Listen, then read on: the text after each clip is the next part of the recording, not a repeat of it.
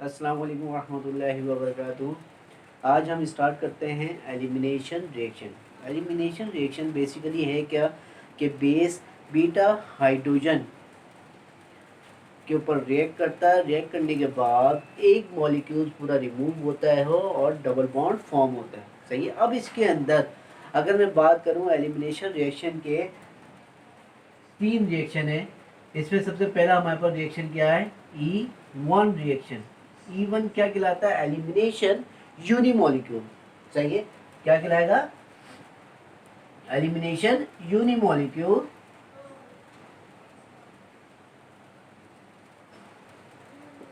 और सेकंड हमारे पास क्या है, E2। E2 क्या कहलाता है, elimination by molecule.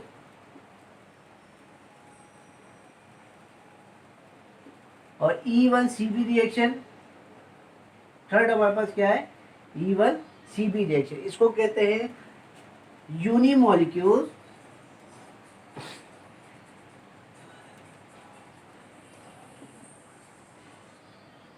यूनिमॉलिक्यूल conjugate base. सही है। यानी क्या है, इसके अंदर कंजुगेशन पैदा हो जाती है। उसको क्या होता है, फिर कंजुगेशन के साथ साथ रेजोनेंस का अमल भी इंक्लूड हो जाता है। अब यहाँ पर हम बात कर रहे हैं सबसे पहले यूनिमॉलिक्यूल्स की। अगर मैं यूनिमॉलिक्यूल्स की बात करूँ तो ये सिर्फ और सिर्फ अगर मैं देखें तो रेट ऑफ रिएक्शन की जो डायरेक्टिव प्रोपोर्शन होता है वो कंसंट्रेशन सिर्फ सब्सट्रैक्ट के ऊपर होता है। सही है। यहाँ पर मैं इसकी एग्जाम्पल दे देता हूँ E1 रिएक्शन की। E1 रिएक्शन अगर मैं बात करूं तो ये हमेशा ये ध्यान में रखिएगा, E1 रिएक्शन हमेशा टर्शरी हैलाइड ग्रुप यानी ये टर्शरी कार्बन पर होता है। यहाँ पर मेरे पास क्या है, ये जो कार्बन है ये टर्शरी। सही है। अब इसके ऊपर क्या काम हो रहा है,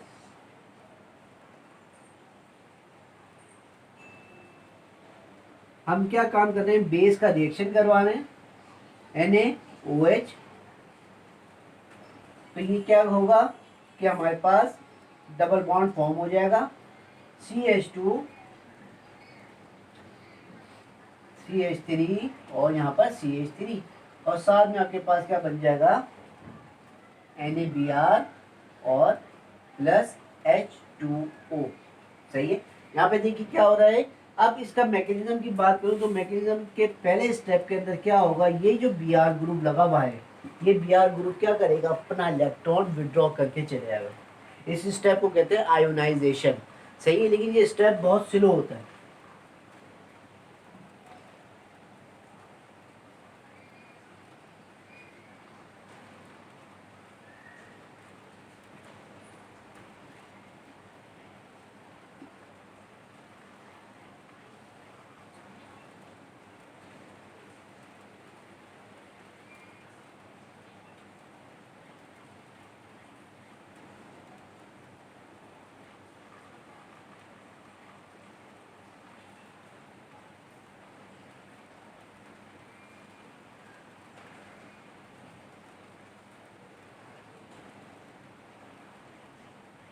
सही। यहाँ पे देखिए ये आयन फॉर्म हो गया, कार्बोकैटायन बन गया। अब क्या होगा, ये बहुत स्लो रिएक्शन होता है। सेकंड स्टेप के अंदर क्या होगा, ये हमारे स्टेप नंबर 1 हो गया। स्टेप नंबर 2 के अंदर क्या होगा, ये जो बेस है, जो हम बेस इंक्लूड करवा रहे हैं,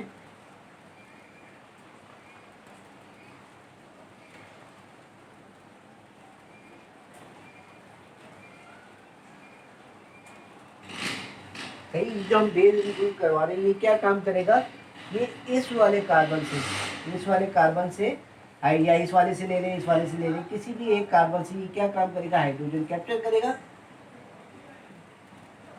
कैप्चर करने के बाद इसका इलेक्ट्रॉन इस कार्बन को देगा। तो यहाँ से जो वाटर का मॉलिक्यूल क्या हो जाएगा, रिमूव हो जाएगा। ये फास्ट रिएक्शन होता है और ये आपके पास क्या बन जाएगा, डबल बॉन्ड फॉर्म हो जाएगा।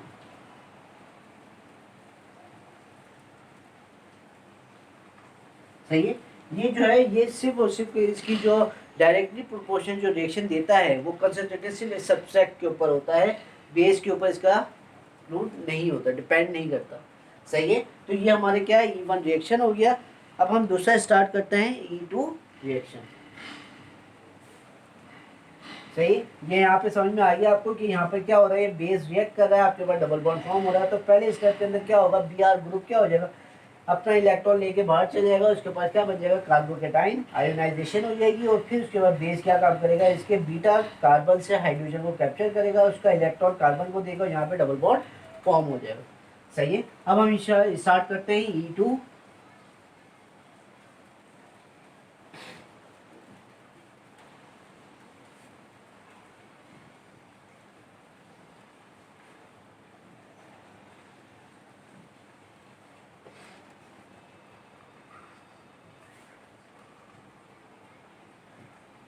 सही। E2 अगर मैं बात करूं तो E2 रेट की इसकी क्या होगा, रेट ऑफ रिएक्शन जो होता है इसके डायरेक्टली प्रोपोर्शनल किस पे होता है, सब्सट्रैक्ट पे और बेस।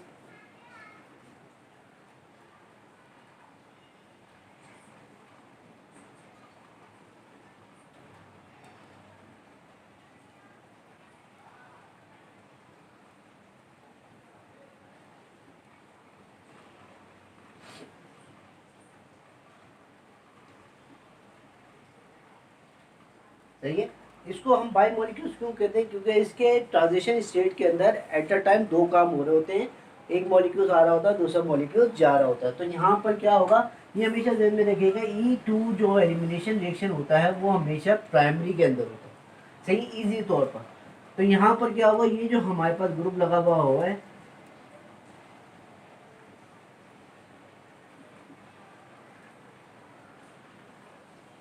सही। अब ये कार्बन क्या है, हमारा प्राइमरी है, क्योंकि इसके पास दो हाइड्रोजन है और एक कार्बन है। तो इसके ऊपर जब बेस रिएक्ट करता है तो आपका क्या होगा, डबल बॉन्ड फॉर्म हो जाएगा, NaBr और प्लस H2O। अब ये कैसे होगा, इसका मैकेनिज्म अगर हम देखें तो इसके मैकेनिज्म में बेस रिएक्ट कर रहा है, E1 के अंदर बेस रिएक्ट नहीं कर रहा था। E1 के अंदर क्या हो रहा था, सबसे पहले हैलाइड ग्रुप बाहर जा रहा था। यहाँ पर क्या कर रहा है, बेस रिएक्ट कर रहा है और इसका इलेक्ट्रॉन कार्बन को दे रहा है और हैलाइड ग्रुप बाहर जा रहा है। ये क्या कहाँ पर हो रहा है, ये ट्रांजिशन स्टेट के अंदर काम हो रहा है।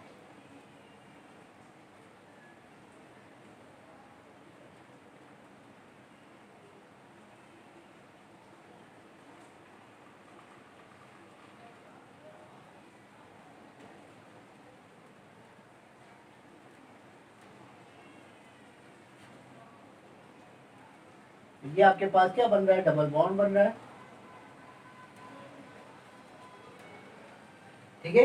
अब यहाँ पर अगर आप देखें तो Br H2O और प्लस NaBr। ठीक है।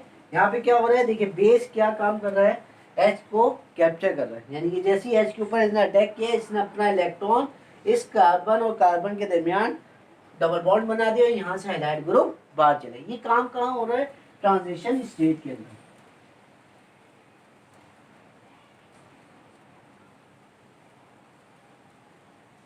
सही है। ये तो हमने बता दिया है कि ये E1 क्या होता है, टर्शरी के अंदर होता है, और E2 किस में होता है, प्राइमरी के अंदर। अगर यहाँ पर सेकेंडरी आ जाए तो सेकेंडरी के अंदर क्या हो जाएगा, कंडीशन डिपेंडिंग ऑफ सॉल्वेंट।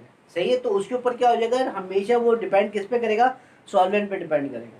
तो यहाँ पर मैं इसको रब कर रहा हूँ, अगर हमारे E1 E2 सेकेंडरी पे करवाना हो तो हम क्या काम करेंगे, तो उसका मैं आपको बता रहा हूँ कि सेकेंडरी हमारे पास लिविंग ग्रुप मौजूद हो।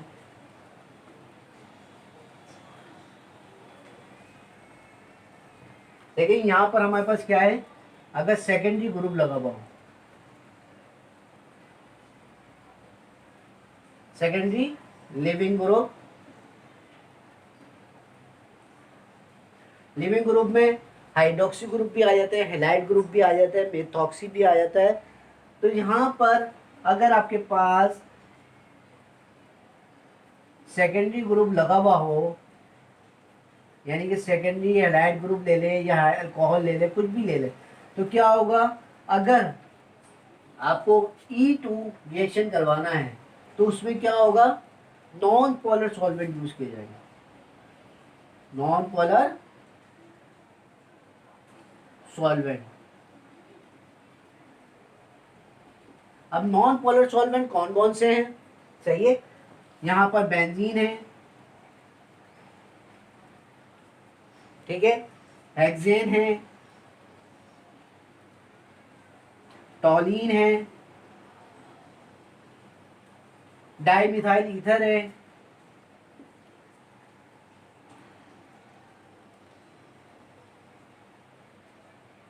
क्लोरोफॉर्म है,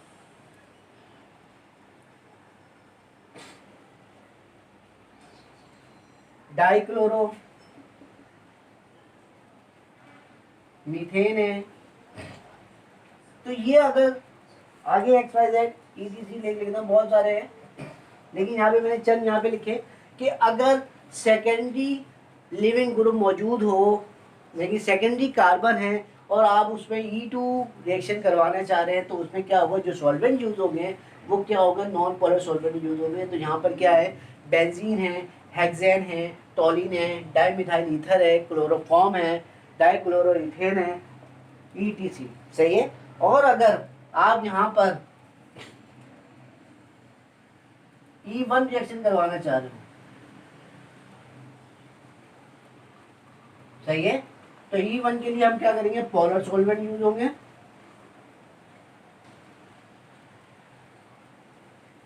पोलर सॉल्वेंट कौन कौन से हैं? वाटर है, मिथेनॉल है, इथेनॉल है, फॉर्मिक एसिड,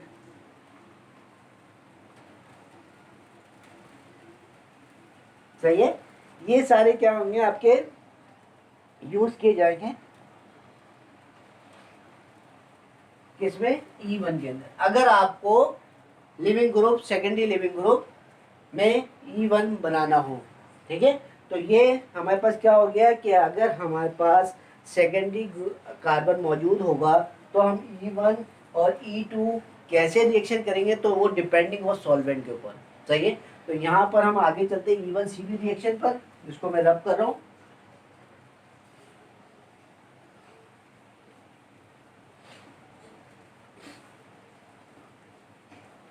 तीसरा रिएक्शन हमारा क्या है, E1CB रिएक्शन। सही, यानी कि एलिमिनेशन कंजुगेशन, यानी कि एलिमिनेशन यूनिमोलिक्यूल कंजुगेशन बेस, इसका एब्रिविएशन हम इस तरह कहते हैं। और यहाँ पर क्या है, अगर हम बात करें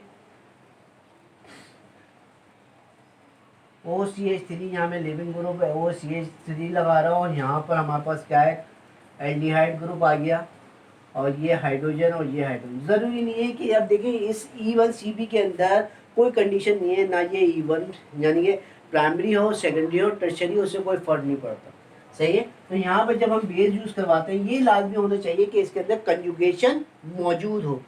तो यहाँ पर क्या हो रहा है, ये NaOH जब रिएक्ट करेगा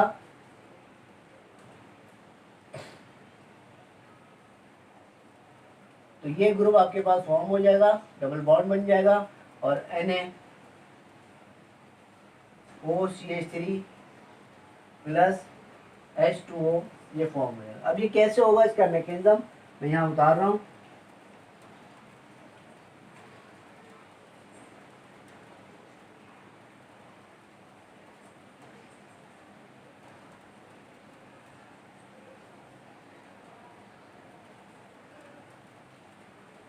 सही है। बेस क्या काम करेगा, देखिए जिस कार्बन के ऊपर कंजुगेशन मौजूद होगी, ये उस कार्बन से हाइड्रोजन को लेगा और इसका इलेक्ट्रॉन इस कार्बन को दे देगा।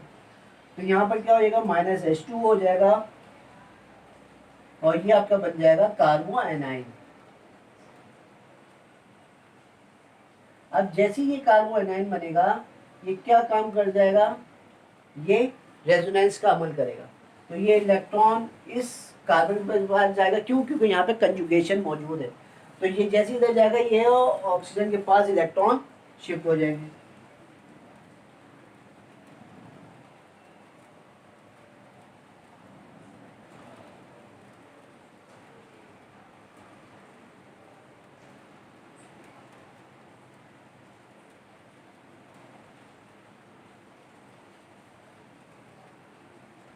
अब देखिए क्या हुआ, यहाँ से ये इलेक्ट्रॉन इधर शिफ्ट हुआ, और ये ऑक्सीजन के पास इलेक्ट्रॉन चलेंगे। अब जैसे ही ये इलेक्ट्रॉन ऑक्सीजन के पास जाएंगे दोबारा रेजोनेंस का अमल करेगा और यहाँ से ये कंजुगेशन का पाइपॉन उठेगा, यहाँ शिफ्ट करेगा और ये हाई लिविंग ग्रुप को बाहर निकाल देगा।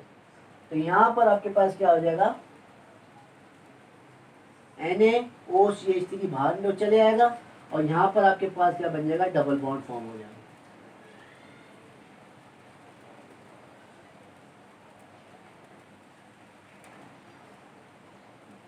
सही है। तो यहाँ पर हमारे पास E1CB रिएक्शन क्या हो रहा है कि E1CB रिएक्शन में अगर हम देखें तो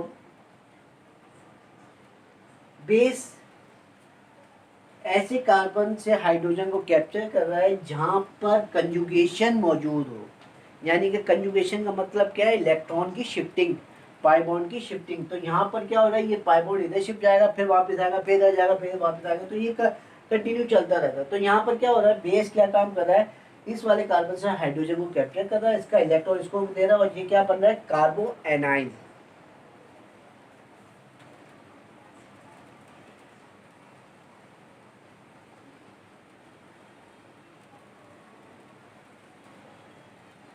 सही है, ये बन गया कार्बो एनाइन। अब ये इलेक्ट्रॉन क्या करेगा, रेजोनेंस का अमल करेगा, कार्बोनाइल से कार्बन और ऑक्सीजन ऊपर जाएंगे, जैसे ही इलेक्ट्रॉन ऊपर जाएंगे दोबारा शिफ्ट वापस आएंगे और ये पाई बॉन्ड उठ के इस कार्बन के पास जाएगा, यहाँ से लिविंग ग्रुप बाहर चलेगा। अब लिविंग ग्रुप कोई सा भी हो, जरूरी नहीं है कि यहाँ पे मिथॉक्सी हो, हाइड्रोक्सी ग्रुप भी हो सकता है, हैलाइड ग्रुप भी हो सकते हैं, साइनाइड ग्रुप भी हो सकता है, बहुत सारे ग्रुप हो सकते हैं। सही है, तो क्या होगा, ये यहाँ से बाहर निकल जाएगा और ये आपके पास डबल बॉन्ड फॉर्म हो जाएगा।